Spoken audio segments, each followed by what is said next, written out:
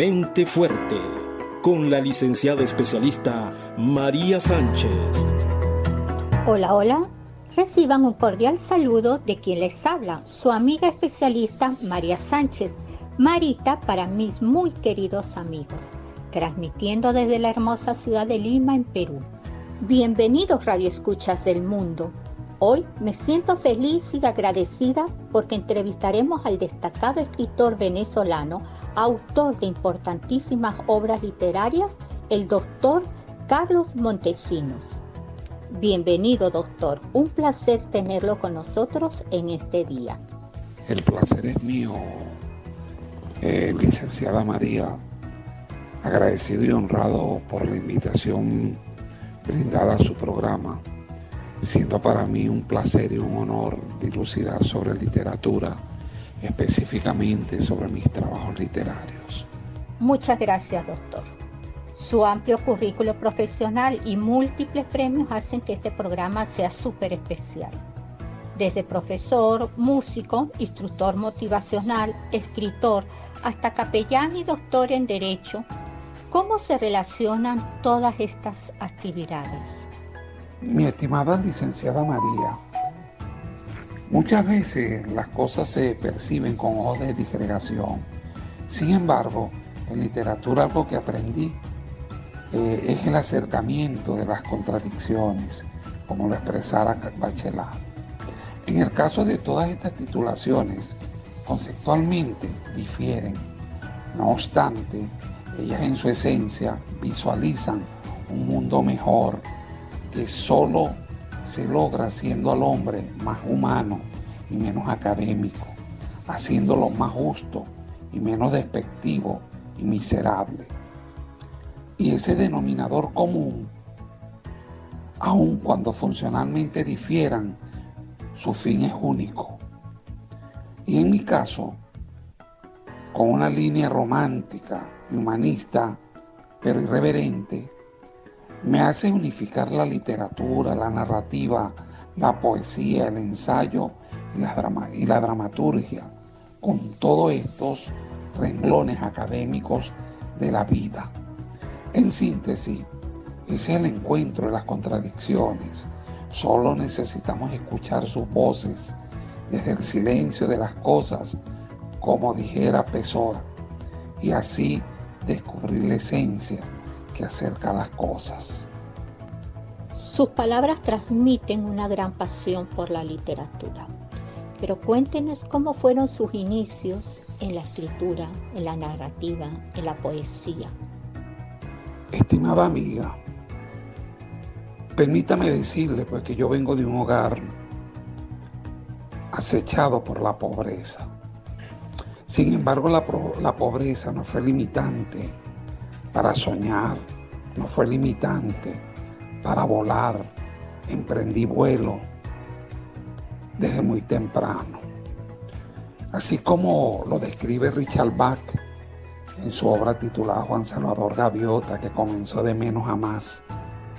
Desde allí vengo yo, desde menos a más.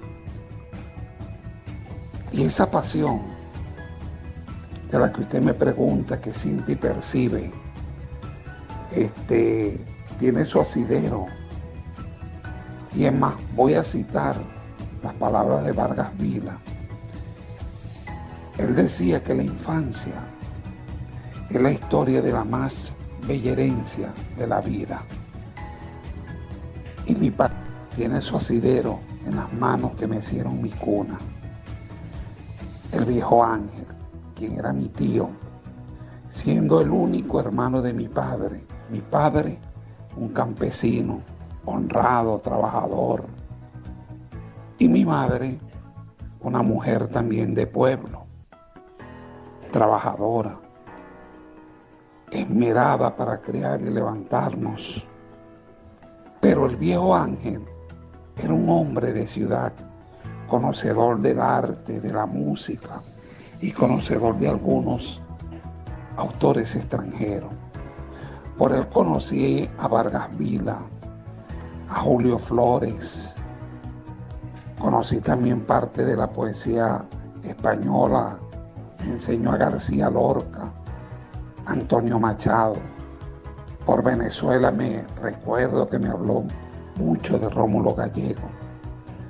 Pero no solo eso, sino que también conocía parte de la literatura estadounidense y me presentó al gran Walt Whitman con su maravillosa obra Hoja de Hierba y Canto a mí mismo.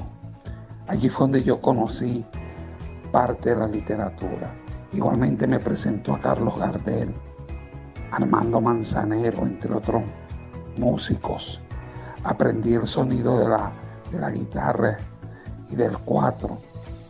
Fui autodidacta en la música.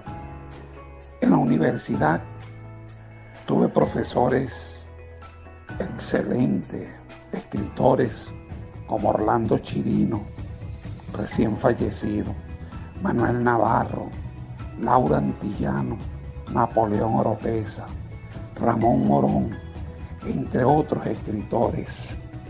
Pero además de tener pues la motivación desde la infancia por parte de mi tío Ángel, también la tuve en la universidad cuando el profesor Ramón Morón, escritor, comenzó a ver en mí ese ímpetu de escritor, de poeta. Percibió esa pasión, ese deseo que yo quería, pues quería trascender,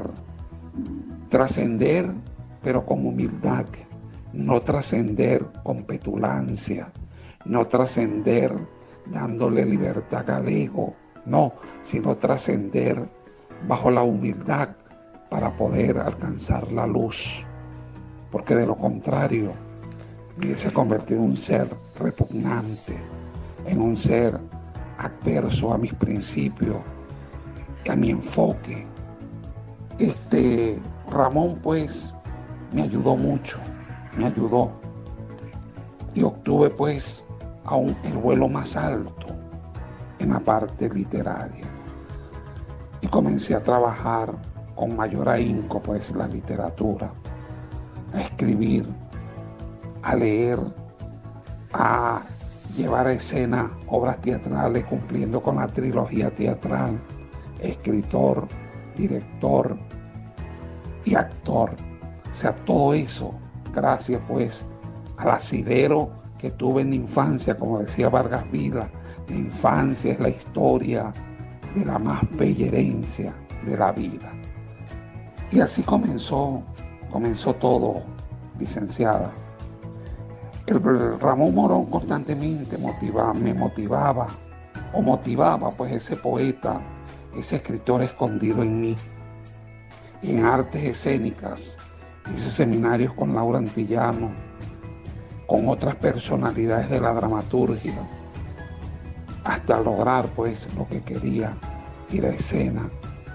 Y desde allí pues logré algunos premios, algunas gratificaciones que claro está, como decía Miguel Utrera, que el mayor mérito que puede tener un escritor son los méritos que le otorga el público, el lector y el auditorio.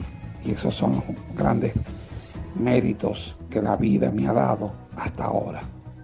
Su obra más reciente, Guafismo, Guafi Salit en el tránsito de sus noches, ¿cómo surgió? ¿Qué nos desea reflejar con esa obra? El escritor, cuando escribe, habla a través de imágenes, solo que hay que descubrir la esencia de las cosas. Desde allí dejar que la palabra dicte su semántica, su lenguaje y su habla. Todo está allí en la escritura, tal como lo afirmaba Gabriel García Márquez. Solo escribo lo que he escuchado de mi abuela, no invento nada. Allí, en la escritura de Guafi Salit, existe un inmenso torrencial de guafismo, quizás no percibido por los lectores, pero allí está. Leí con mucho detenimiento sus más de 16 obras y establecí comparaciones, seleccionaba y relacionaba. Luego, apliqué un paralelismo con otros escritores para fundamentar la nueva categoría. Eso sí, partiendo en mis lecturas como poeta, desde lo dicho por el grandioso Martin Heidegger. Si el hombre debe encontrar de nuevo el camino hacia la proximidad del ser, entonces tiene primero que aprender a existir en lo innominado. Allí no hay tiempo ni espacio, y dentro de ese abismo descubrir la esencia de las cosas que desde su implicitud ofrendaba un caudal de perlas, y entre ellas el guafismo, que más que una tendencia o movimiento, es una actitud, un estilo con propuestas innovadoras y auténticas. En él confluyen una serie de corrientes y culturas distantes, arraigadas a elementos similares al hecho poético guafiano. El guafismo trasciende dogmas y abre puertas de cambio.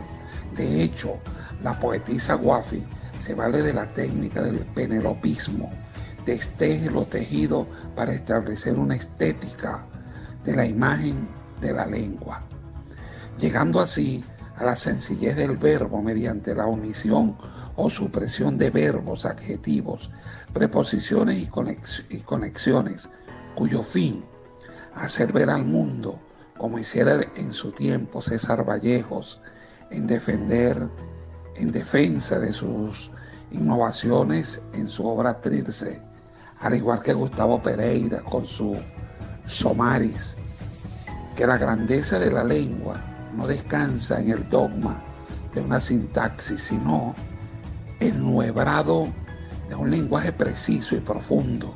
Y es así como funciona el guafismo de Guafi Sali. Como dijera Vargas Vila, aquel que no sabe destruir no sabrá nunca crear. No hay nada más fecundo que las entrañas de una ruina. Doctor, de todas sus obras, ¿cuál es su preferida, su consentida? Aquella que dice, wow, es lo máximo, o quizás todavía no existe. Es cierto, licenciada, que existen escritores que manifiestan amar más la primera, la segunda o la última obra escrita, por circunstancias que solo ellos conocen. Sin embargo, respeto su postura, mas no la comparto, por la sencilla razón de que la considero una actitud egoísta que niega el gran valor que en su momento tuvo su creación literaria. Partiendo de allí, entonces, como se dice en el amor, siempre el último es el gran amor y es el que uno quiere más en ese momento, pero todos fueron queridos realmente en su momento, y cuando uno ama algo que hace, nunca lo deja de amar, sino que va sumando amores en la vida. Y por supuesto, el primero es el despertar a la literatura, el primer beso de las letras.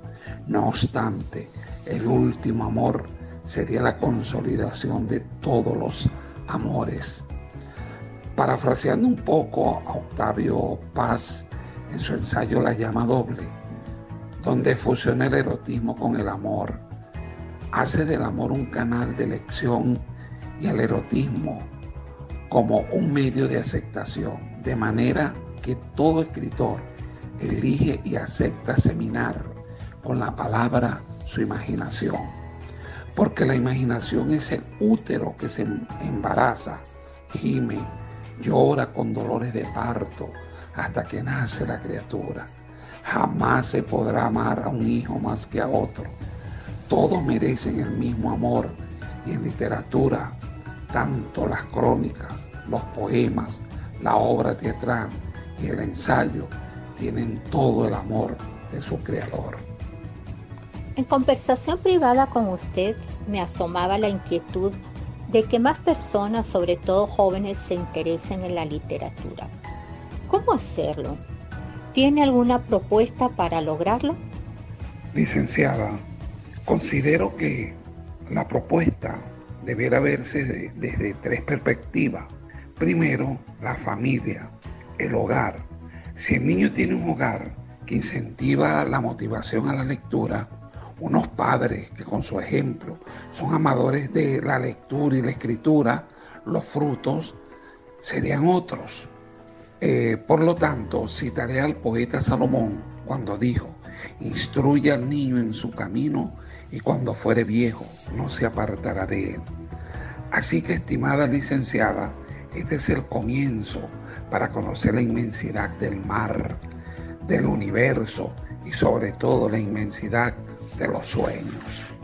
Segundo, la escuela. Pero me gustaría citar al escritor Everett Reimer, quien dijo: la escuela ha muerto. ¿Por qué hace este planteamiento, esta afirmación Everett Reimer? Sencillamente porque la escuela, más que ser un canal de reproducción y repetición de contenidos, debiera ser un medio práctico de incentivación humanística, donde el niño se le enseña a ser más humano y en esa medida será más sensible y accesible frente a las maravillas que el mundo le ofrece. Pero es necesario preguntarnos: ¿en quién hemos confiado la educación de nuestros hijos? ¿Hasta qué punto este docente o el maestro se hace sensible frente al libro de la naturaleza? ¿Cómo lo lee y cómo lo escribe dentro de su cotidianidad? ¿Están motivando a la lectura y escritura a nuestros niños, hombres del mañana? La escuela debe ser centro. Además de enseñar, debieran establecer dentro de su currículum talleres y seminarios de lectoescritura bajo la conducción de escritores para evitar la monotonía del dogma escritural. En Venezuela, específicamente en mi estado, dirigimos programas como El Escritor en el Aula. Allí se llevaba el escritor local, el escritor regional y el escritor nacional, y se llevaba a las instituciones, y allí ellos planteaban pues talleres, planteaban foros, seminarios, iban instruyendo pues a estos jóvenes, y le digo, y fue muy efectivo para motivar a los jóvenes. De hecho, hoy tenemos poetas y escritores fruto de esos programas literarios. Y en tercer lugar, una política de Estado bien dirigida y coordinada con el Ministerio de Educación y el Ministerio de Cultura, y hacer que el Ministerio de Cultura mantenga continuamente actividades culturales en la formación de niños y jóvenes, y no un Ministerio de Cultura a expensa de unos grupos que se lucran. Muy cierto lo que usted dice, y todos podemos ser instrumentos de ese cambio desde nuestro hogar, estimulando a los niños a que lean más y utilicen menos tecnología. No quiero decir con esto de que la tecnología sea mala o que no sea útil o que no la vayamos a utilizar, pero sí darle más prioridad a los libros. Oye, qué delicia es palpar un libro, tenerlo entre las manos, un libro físico. Oye, eso es una delicia, una experiencia que de verdad es muy, muy, muy agradable, muy, muy excitante. ¿Cuál es su próximo proyecto? ¿En qué está trabajando en estos momentos? Fíjate que es muy verídico. Palpar un libro es una delicia y es excitante. Por eso Arturo Uslar Pietri decía que el tamaño del mundo para el hombre es el tamaño de su vocabulario. La lectura de un libro enriquece el lenguaje y por ende se observa con mayor amplitud el mundo, lo enfrenta con más claridad. De hecho, acabo de releer 2 libros, El llamado de la tribu de Mario Vargas Llosa, que es un ensayo, y Aura y las violetas de Vargas Vila, novela. Son unas joyas dentro de la literatura. Recientemente están en proceso de edición 3 libros de mi autoría, 2 de poesía titulado Huellas de la Memoria y El Sur también existe, y un tercer libro que es de ensayo titulado El Abismo de la Imagen. Por los momentos tengo en mente hacer que el libro del guafismo crezca. Finales de mes se presentará en la Feria Internacional del Libro en Maracaibo, y el 17 de diciembre será el bautismo en el Ateneo del Estado de Yaracuy, Venezuela. Ahorita quiero verlo desarrollarse desde aquí, desde Lima, y escuchar sus críticas. Recuerda que es una categoría y está sonando mucho. Luego recibiré sus frutos. Las personas interesadas en adquirir sus obras, ¿dónde lo pueden hacer? Los contactos serían por Táchira. Está el editor de la editorial Zócalo, que es Adolfo II Medina Ontivero. Por Barquisimeto estaría Guafizales, por Yaracuy y Soledad Vázquez. Ellos serían los contactos. Ahora aquí en Perú estoy esperando que me van a enviar 30 libros, pero yo le dije que primero indagaran el costo, porque si es costosísimo, no creo pues no poder adquirirlo o recibirlo, pero porque es difícil el valor. Entonces estoy esperando que me den respuesta al respecto. Esa sería la vía pues para poder obtener mis obras. Lamentablemente estamos llegando al final del espacio por el día de hoy. Para mí ha sido un honor el poder compartir con usted en la tarde de hoy. Muy agradecida por haber aceptado esta invitación y espero poder conversar sobre sus próximas obras muy pronto. Muchísimas gracias, doctor. Gracias a usted, licenciada, por tan grato gesto al invitarme a su programa. Muchas gracias. Nos despedimos por el día de hoy deseando haber satisfecho las expectativas creadas sobre nuestro entrevistado. Les esperamos el próximo miércoles a las 5 de la tarde, hora Perú, por la emisora Vida Fuerte Radio, para una nueva y maravillosa entrevista.